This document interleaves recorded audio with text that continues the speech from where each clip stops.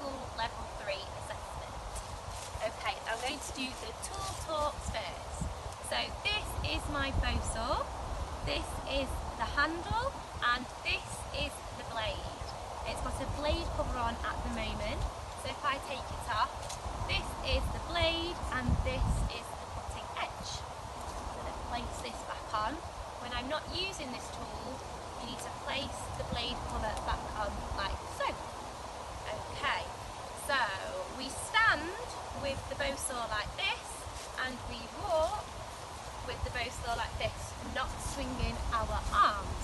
We pass the bow saw like this so the next person can hold the handle. This tool is to cut wood that is thicker than a 2p coin. For this one you will wear your glove on your helping hand, just one glove. When we're not using the bow saw, we go down on one knee and the blade is facing us and the handle is facing outwards. When you have finished with the bow saw, you need to put it back in a designated safe area. Okay. And the next tool is the sheath knife. This is the handle and this is the blade cover.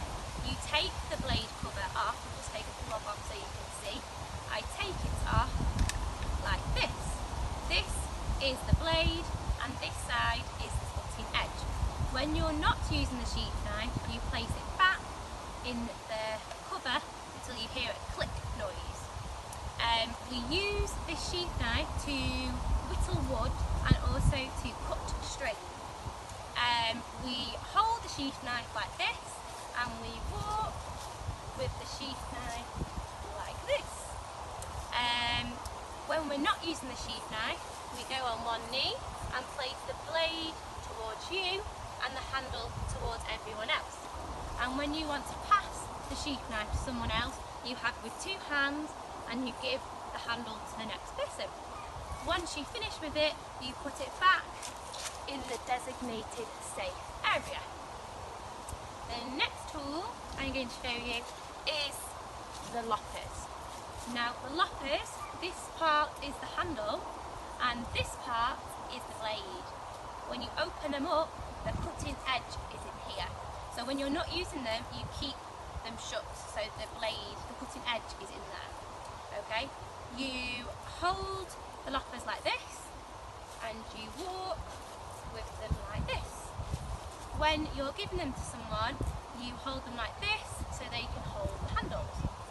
You use these when you're cutting twigs and branches that are smaller than a 2p coin. When you are not using them, you place them on the ground on one knee with the blade facing yourself and the handles facing out. Once you've finished with the loppers, you put them in the safe designated area. So that's the loppers. The last tool that I want to talk about is the bill hook. Now with this bill hook, the handle is here and this bit is the blade. Now fortunately, this isn't the one that I use for my forest schools at school. This is one that I've got from home, so it doesn't have the blade cover on. But if I was using this at school, it would have a blade cover on, and you'd have that on when you're not using it. Okay?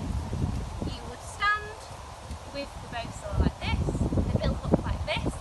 You walk with the bill hook like this without swinging your arms. You would pass the bill hook like this, and you would have a protective cover on like this. You use this to split wood like this. When you're not using the bill hook, you are on one knee with the blade facing you and the handle facing out. And once you finish with the bill hook, you put it in the safe designated area. And that's that. Hello, my name is Alice Cross and this is my Forest School Level 3 assessment.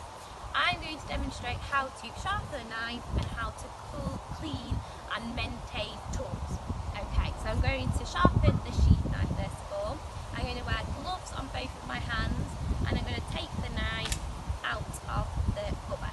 Now I'm going to bend down onto one knee and I've got my stone here, my sharpening stone, and I'm going to place my knife at a 120-degree angle and I'm going to do this 8 times times on this side. So I'm going to go down and come off in an arched type movement. 5, 6, 7, 8. Okay. And then I'm going to swap hands and do it with my left hand, which is a bit tricky when you're not left-handed. I'm going to give it a go. 1, 2, 3, 4, 5, 6, 7, 8. Once you've finished sharpening your tool, you need to put it straight back in the cover like so, and put it in the designated safe area. I'm now just going to quickly talk about how to clean your tools. Now I'll demonstrate how to clean the sheath knife. Now when cleaning all your tools, you will always wear gloves. You will use cotton wool or tissue and water or oil to clean the blades, but you need to make sure that they are dried when you store them away. So once you've cleaned them, this is for all tools, you would then put the cover back on like so, and then pop them away in the designated safe area. And that's that. Hello, my name's Alice Cross and this is my Forest School Level 3 assessment. I'm going to now demonstrate how to make a tent peg. So first of all, I'm going to wear a glove on my helping hand, and I've got my stick that I'm ready to whistle, and I've got my sheath knife. So I'm going to take the sheath knife cover off when I'm ready, like so, and then I'm going to start whistling at the end of the stick like so, and this is going to be the pointy bit of the tent peg that's going to go into the ground. So I'm going to keep whistling away like so. You can also apply your thumb at this point to try and put a bit more pressure on, and you need to try and keep your arms as straight as possible. Try not to bend them so close to your body. You need to be as wide as possible, and you need to whittle away from your body, so not near yourself. I think nearly got a bit of a point. Okay, so you can see now there's a bit of a point on the end here. And what I'm also going to do, I'm going to make a bit of a groove here, which is where the guideline peg's going to go in the tent. So what I'm going to do is make a bit of a groove like so, and then you're going to whittle away from yourself with straight arms and make that indent there. You might need to make it a bit thicker. You can also apply your thumb if you need to. I don't know if you can see, but I've started to get a bit of a groove in there. So you just keep going until you think it's further enough in. You might need to sharpen a little bit more. So yeah, that is how you make a tent peg. Hello, my name is Alice Cross and this is my Forest School Level 3 assessment. I'm going to demonstrate now how to make a mallet. So first of all, I found a long piece of wood and I've used my bow saw to cut it down to the right size. Okay, and the next thing I'm going to do, I'm going to use my bow saw and cut here to make a ridge, and I'm going to need a partner for this. Okay, I'll bend my knees.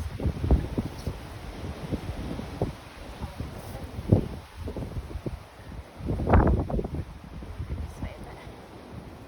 Okay, and we're going to say to me, as we saw it. So we'll go to you first, okay? So to me, to me, to me, to me, to me, to me, to me, to me. Stop there. Now, I'm just going to turn it round a little bit. I'm going to do the same now. We're ready? To me. Just get it in a bit more. To me, to me, to me, to me, to me, to me, to me, to me. Stop there. Round here. To me. To me, to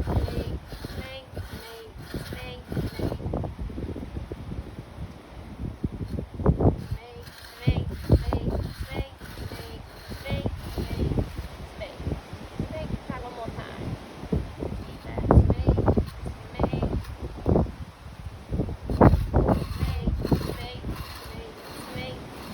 Okay. Let's put the bow saw down. And as you can see now, we've got a ridge here.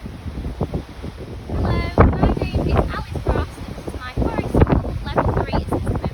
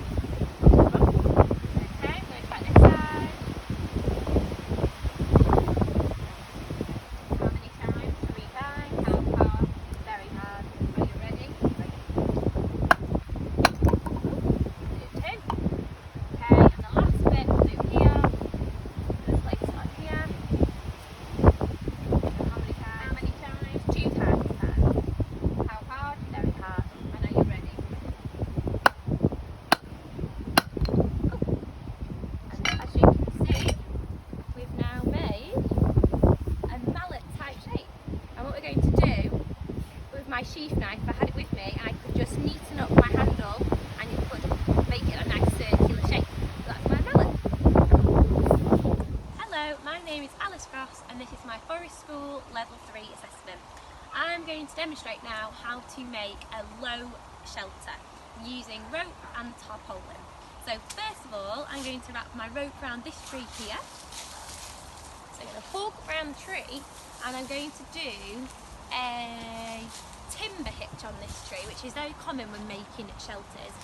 So I'm going to go around like this and then you're going to hook it through 3 times. So 1, 2, 3. Okay, and we're going to pull that really tight. Now this knot uses lots of friction, so we need to pull it like so. Now I'm going to choose my second tree, which I decided to do one over here. So I'm going to pull my rope in this direction, like this. Then, before I get to my second tree, I'm going to do an overhand knot. So this is where you make a loop like so. Some people call this a jellyfish knot, but this is an overhand knot. And you simply go round and then you thread it back through and pull it so you've got a loop. But I'm actually going to demonstrate how to do the figure of 8 knot, which is very similar to this, but it's just a bit trickier. So you make your loop for the jellyfish and then we go round, not just once, but you go around a second time and pull through like so, and you actually make a figure of 8 here in the knot. Okay, so now that's pulled nice and tight, I'm now going to go around my second tree. So I'm just going to gather all my rope. So I'm going to go around this tree here.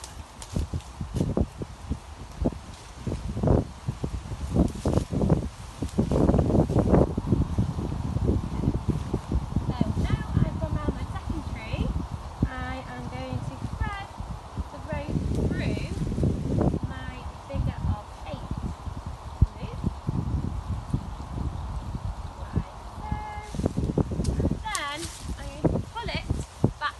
Myself so it's nice and tight like so, and you can see now that it is pretty tight, the rope.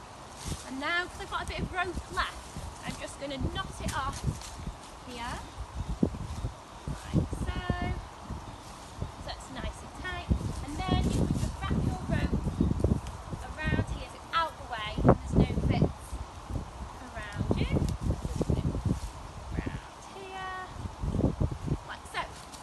So now I've got my rope and it's nice and sturdy, I'm going to get my tarpaulin. Now because I'm doing my assessment at home, I don't have my tarpaulin that I use at school, and if I was using this at school, my tarpaulin would have hooks through it, which I would have already hooked through my rope before going to the second tree. But today I'm just going to have to put my tarpaulin over my rope, okay?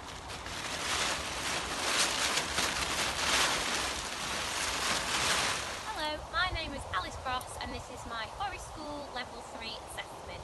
Now this is my low shelter continued, so as you can see, I've now put my tarpaulin over the top of my rope, and what I'm going to do now is with my tent peg go down and secure the tarpaulin. So I've already done this first one and I'm going to go along and do two of it.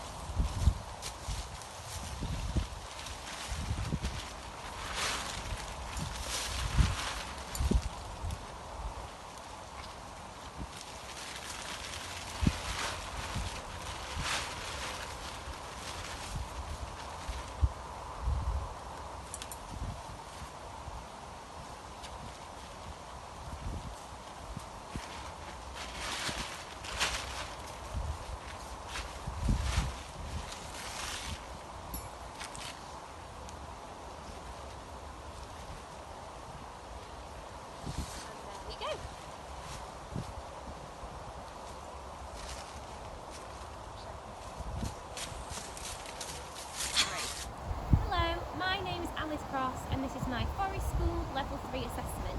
Now I'm going to show you a couple more knots that I've not showed you yet. So the first one I'm going to do is the clove hitch knot, and I'm going to do it on here, this log down here. Okay, so I'm going to bend down, and the first thing I'm going to do, I'm going to go over the log like this. I'm going to go over again and form like a cross like pattern on here. And then the third time when I come back up through, I'm going to go through the middle of the cross and then pull it really tight, like so. Okay? So I'm going to show you this one more time.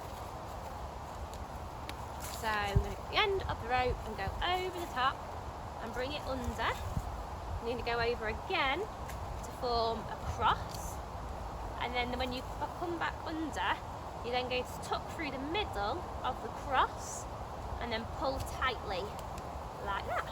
So this is the closed clove hitch knot. Okay.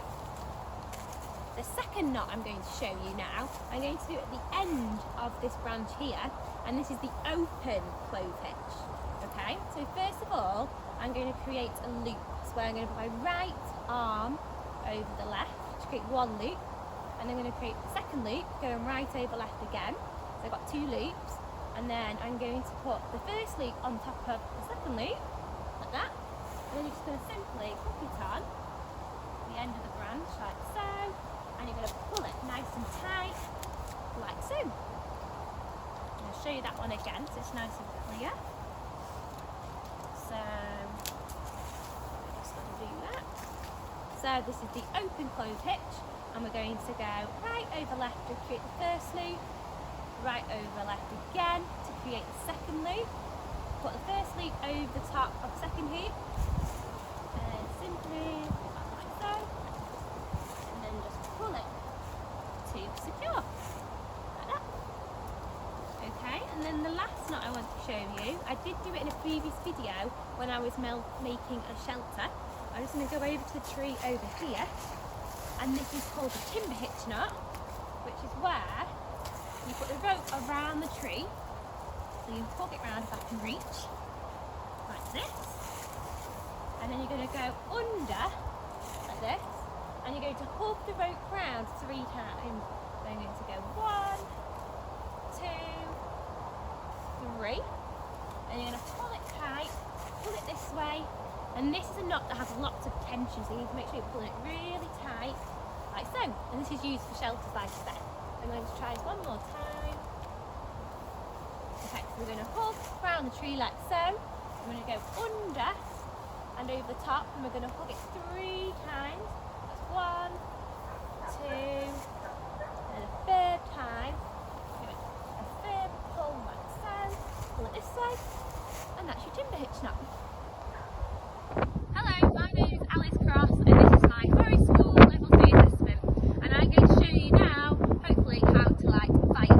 Now, before I start, I just want to say this is at my own home, it's not at my Forest School site, so it looks a little bit different to what it should look like. Usually we'd have seating around the fire circle, where the children would be at least 1.5 to 2 metres away from the fire circle. There would be an entrance and an exit to my fire circle,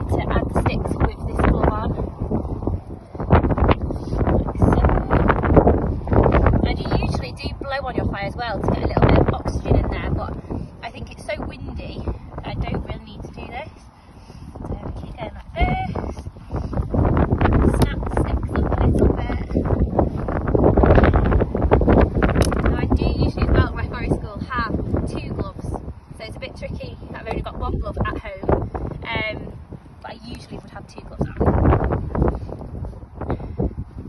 So as you can see, this is setting the light a little bit now, and what I'm going to try and do is start to create a bit of a teepee shape. So let's keep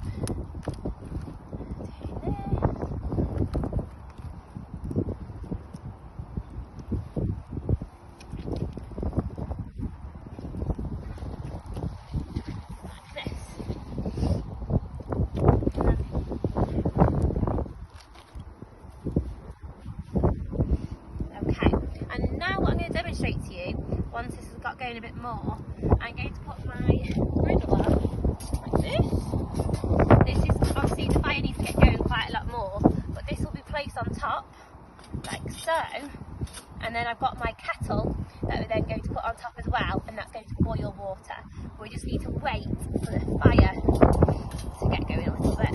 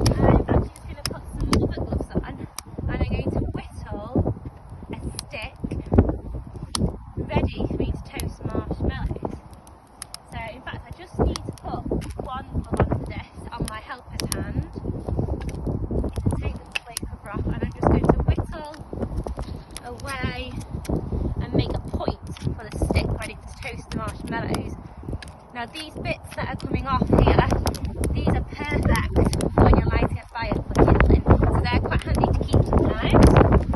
So just going to keep whittling away, keeping an eye on the fire.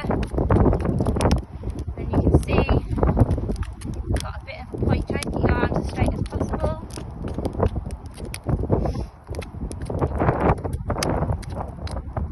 And you can see quite a point on there now. So that's ready to toast my marshmallows in a moment. Okay, and then also when I'm doing my forest school training with the children, I would usually have a baking tray that's got all the plants and cutlery on, so making sure nothing's been placed on the floor. We'd make sure the children wash hands, so we're making sure we're covering all the hygiene. Okay, so what I'm going to do now, I'm just going to take the kettle off using my fire glove. I'm going to check if the water's anywhere near boiling.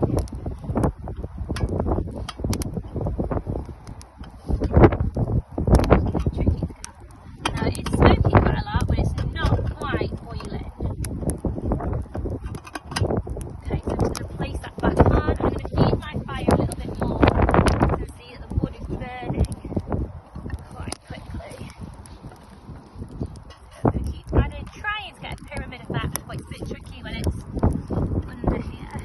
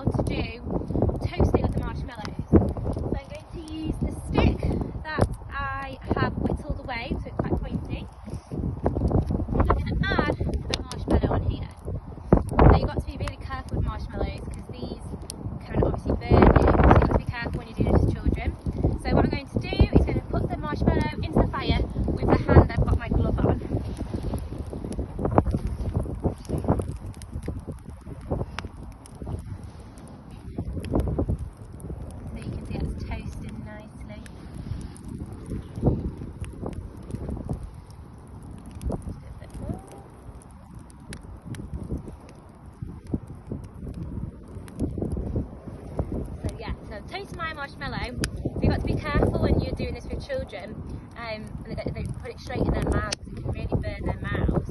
So once it's cooled, you can then heat it up fire, like so. Now, I'm going to show you how to make pancakes. So I'm going to leave my glove on, and I've got my special frying pan that it does actually have another bit of thing here, so you can make it really long if you're with children. But I'm just going to show you like this. Okay, so the first things first, I'm just going to put a tiny bit of oil in my pan, just so it doesn't stick.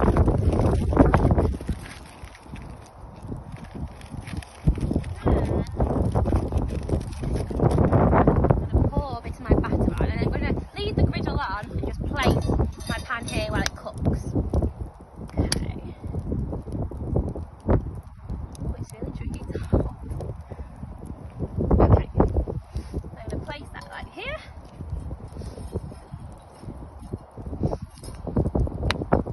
And hopefully it will cook.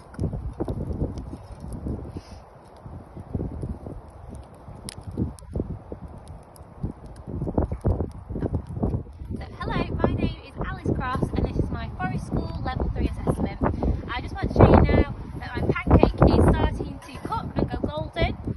This has taken quite a while, about 10 minutes to cook through, but as you can see now, it's starting to go a nice golden colour. So I'm going to put that to the side.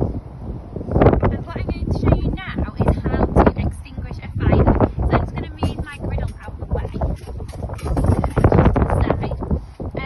I'm going to have a big stick nearby, and this is just so you can move the bits of ashes and things out of the way.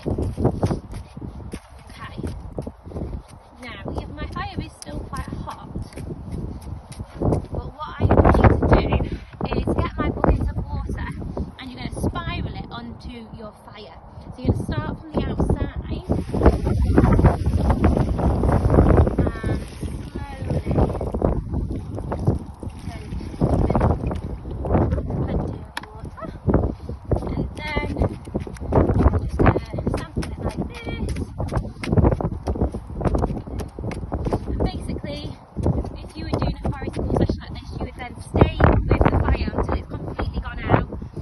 you would then feel with your hand eventually when the smoke